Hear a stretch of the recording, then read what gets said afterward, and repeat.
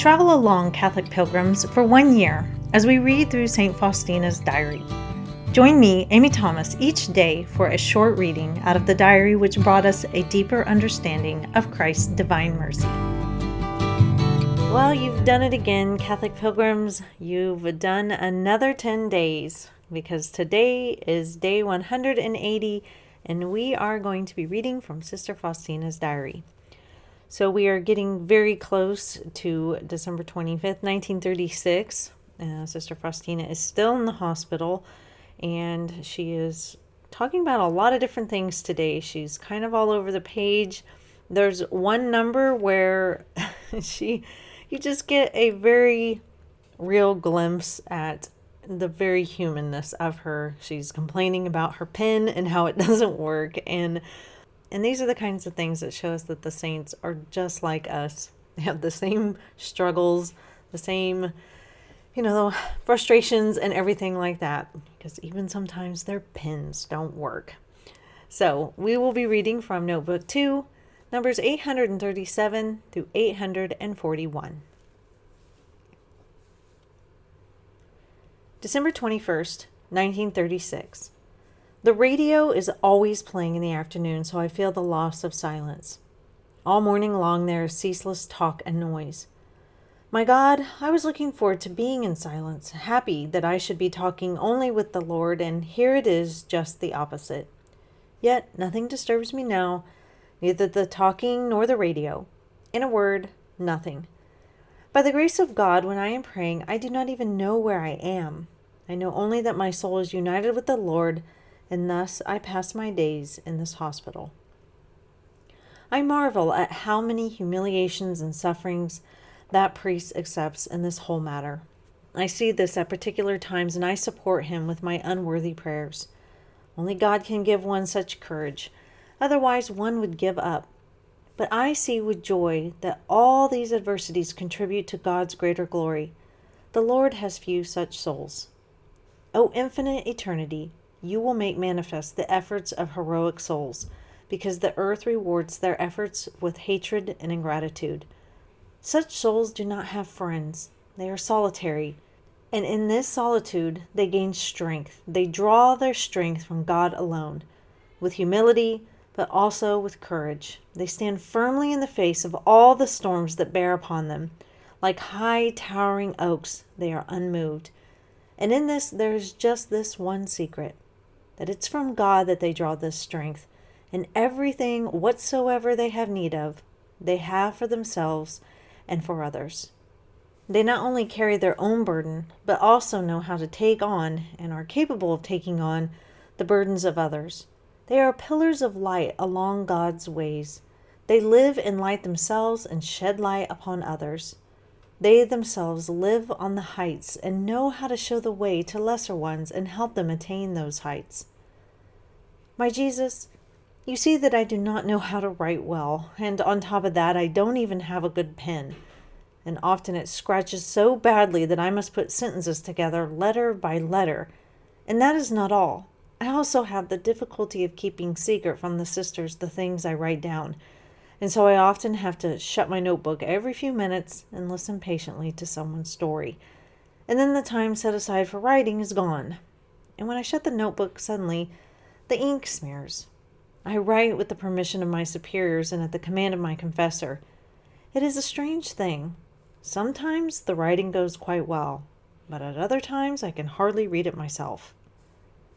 December 23rd, 1936. I am spending this time with the Mother of God and preparing myself for the solemn moment of the coming of the Lord Jesus.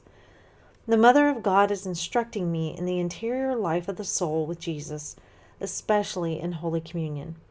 It is only in eternity that we shall know the great mystery effected in us by Holy Communion. O most precious moments of my life! O my Creator, I long for you. You understand me, O Lord of mine. All that is on earth seems to me like a pale shadow.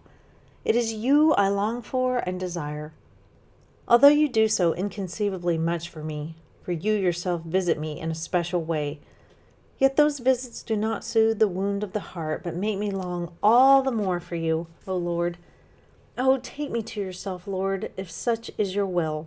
You know that I am dying, and I am dying of longing for you, and yet I cannot die. Death, where are you? You draw me into the abyss of your divinity, and you veil yourself with darkness. My whole being is immersed in you, yet I desire to see you face to face. When will this come about for me? So, as a writer myself, I can totally understand what Sister Faustina is talking about in number 839. Because, man, sometimes when I am out and I get an idea and I want to write it down, the dang pen just doesn't work.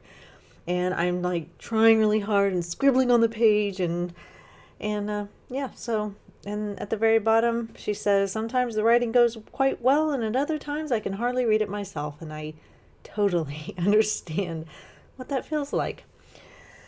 But the things I want to focus on today is, first, I just want to make mention of in 838, the very first sentence, she says, I marvel at how many humiliations and sufferings that priest accepts in this whole matter. And if your book is like mine, there's a little number there. I'd encourage you to read it in the back. She's referring to Father Sapotsko and all the kind of trials and tribulations that he's experiencing, trying to get the Divine Mercy chaplet, the message of mercy, out and to the world, and he's having some issues with that, and so she's acknowledging that. And apparently, I think in the back it says that she wrote him a letter, kind of encouraging and supporting him. That my biggest thing that I wanted to talk about today was in the very first number 837. She is lamenting the fact that she wants to be in silence but cannot because the radio's playing and people are talking, and she would really like this time to just kind of sit in silence. And silence is hard for us because we don't really want to be left with our own thoughts. I know people who, the moment they enter their house, they turn on all the TVs. Every TV is on. They're not even really listening to it. It just needs to be on. They just need that noise. And I know people that as soon as they get in their car, they've got to turn something on. It's got to be the radio or a podcast. I mean, if you want to listen to mine, that's totally fine. But but something has to be on in the car. And there just cannot be any silence whatsoever. I love music. I love to have music on when I'm cooking. I love to have music on when I'm cleaning. I just love to have music on because I love to sing to it. Didn't say I was good, but I love to sing to it. And I grew up with music in my house pretty much all the time because my dad has an extensive record collection. And so it's just a part of who I am and part of my upbringing.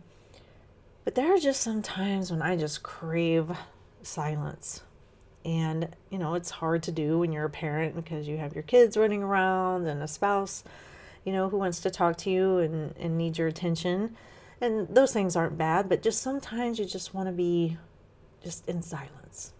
And, there are probably some people who don't really crave that, maybe like I do, or some of you do, because they're scared of what the silence may bring. And oftentimes what they're afraid of is confronting their own thoughts, confronting uncomfortable issues in their life that they would rather just kind of block out with music and TV and constant talking and chattering and something in the background to distract. But it is absolutely necessary that we have moments of silence. And it's something that actually takes practice. You have to get used to just having some still moments. Especially as Americans, we are taught to be busy, busy, busy, go, go, go, do, do, do. And so a lot of times we struggle with just being still, being in the silence. Just let everything go into the background and just have a moment.